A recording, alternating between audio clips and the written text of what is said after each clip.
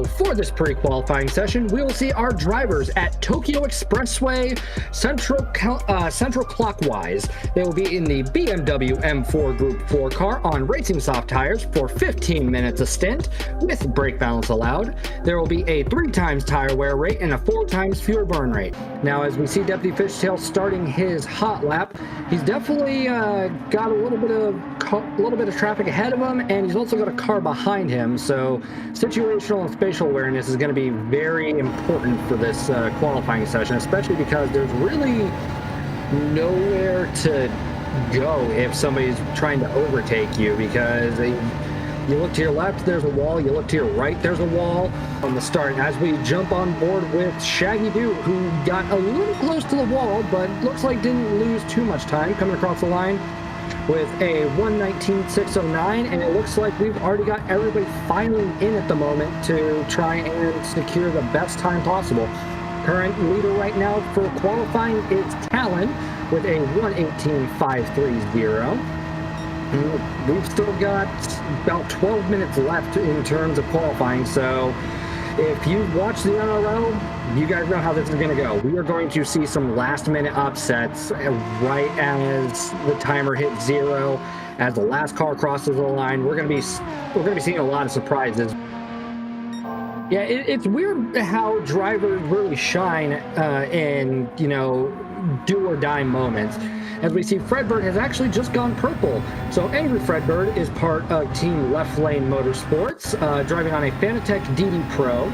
We last saw him last season in Division B, where he finished P9 overall. And you can find him on YouTube at Angry Fredbird, all one word, and he goes purple yet again. Wow, Fredbird has really been putting in those reps since the last season.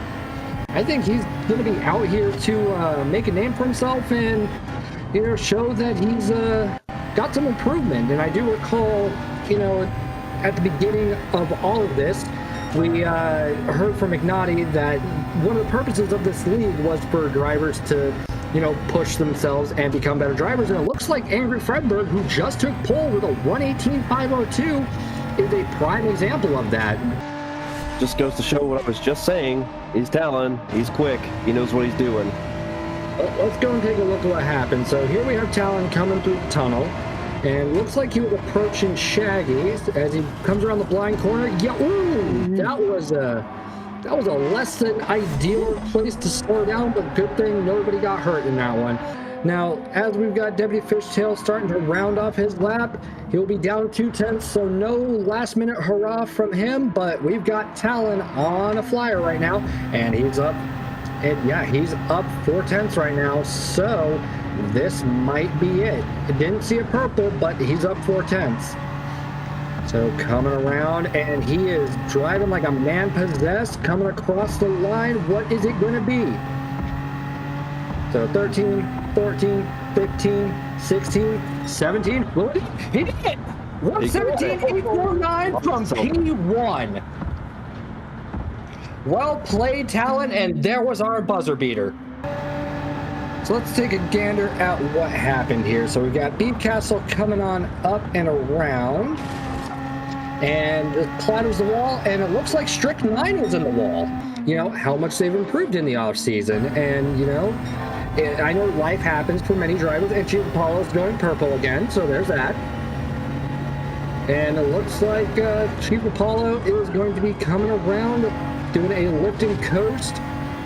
Ooh, just slightly skidding against the wall, but looks like no harm done. Let's see if that little bump with the wall, that bump with the wall too, is going to cost him that purple time. And oh my lord, it really did. He was a 10th up purple and then just went down half a second. Yeah, as we hear Jorge's tires screaming as he comes through this SE bit of the track. And it's up over a quarter of a second. So it looks like Jorge is about to go and retake his P1. Let's just see if the car on the track has the same idea for him. Coming around the penultimate corner into the final corner, he is definitely giving it the beans. And will he have enough time to go and get another lap in? Looks like he does. Ooh, lost a little bit of time, but he was able to take that. He was able to take that P1 from Chief Apollo by 0.06 of a second. coming up into the uphill S's thing. Short shifted up to 7th. He's up almost to 10th, so it looks like if Chief Apollo can make this lap stick, he will take P1. He is driving like a man possessed. It is do or die time. This is the NRL. Anything can happen. Anything will happen. And we're going to have to see what will happen in just a second as we see Chief Apollo nearing the start-finish line and coming across with a 1:17.286. Took a 10th off of Jorge's, almost 2 tenths. He looked at Jorge and say, I'll be taking my spot back. Thank you very much. One thing to call out is while you guys were chatting, it looks like Subi went and put up a 1:17.319. He's creeping closer to that 16 mark. We are just literally going to have to wait and see as Subi gets ready to come across the line. 24 seconds left and just barely gets in there to get one last hurrah in there. Now, as we jump over to Dark and Azrael, who is 300ths purple. Will he be able to carry this momentum? This is his last chance to take pole position. Will it be enough? We're going to have to see it as he goes through his final hot lap. It looks like Sugar Shuffles will get one last hurrah in as well. Looks like Dark and Azrael lost a little bit of momentum, so he's still up, but not up enough to take P1. Jumping back on over to Subi as he's getting ready to come across the next time check. What will we be seeing? He's up by 200ths, so that is definitely a start. And we've got Bobagito sitting there in picture display. So we've got, two contenders for P1 right now going at it and giving everything they've got. It is literally anybody's game right now. They have to put a perfect lap on it. And Subi unfortunately loses a bit of time and is now down by 800ths of a second. That has got to be a little disheartening. But luckily, there's still a few corners left. You can try and shave a little bit of time off. There might be something in there. Will it be enough, though? That is just the million-dollar question. As Truth went and set a 1:17.404, what will Subi set for the final time? It'll be a 1:17.587, so no 1:16 from Subi. But we've also got Bobagito coming in hot, and what is it going to be? It'll be a 1:18, no 1:16 from Bobagito either. So it looks like the 1:17.268 set last split will be the fastest time of the evening. As he goes to set a lap. But so far so good, TK, during this quali sessions. Any predictions ahead of or before the end of the qualifying is done in split 1? So far so good.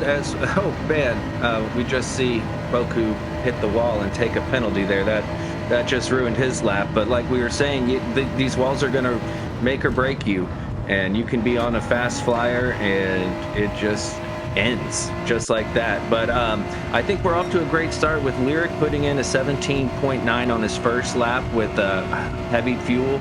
By the time these guys are ready to do their final lap, their fuel's going to be a lot lower. These cars are going to be a lot lighter, and we're going to see some really fast times, but it can end just like that.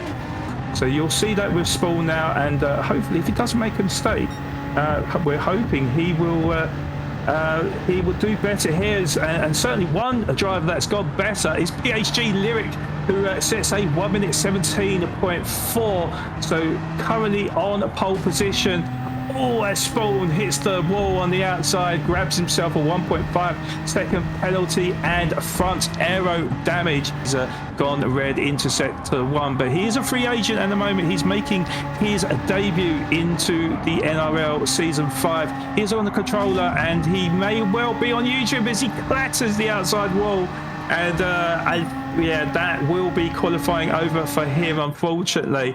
So Boku is, in fact, TK, talk us through Boku at the moment. Yeah, Baku, his time right now is, his best time is a 1:18.015. He's currently 4/10ths off his fastest time, so this is not the lap for it. And his front left tire is about halfway dead. And he just tapped the wall there. I'm not sure. Now he's half a second down. It's not looking good. Maybe he's gonna dive in the pits for, nope, it's the final lap. So unfortunately, Baku is not going to improve this one. So it's still looking like Lyric, unless Sheldologist can pull something out here, is going to walk away with the pole position here. We just see Louise better his lap time, move up into P4 with 1 minute 18.2. But yeah, it certainly looks like it's going to be the fight between Lyric and Sheldologist for that top spot. So looking aboard with Sheldologist now, just coming through the tunnel. Oh, he slightly scrapes the outside wall there. Has that cost him?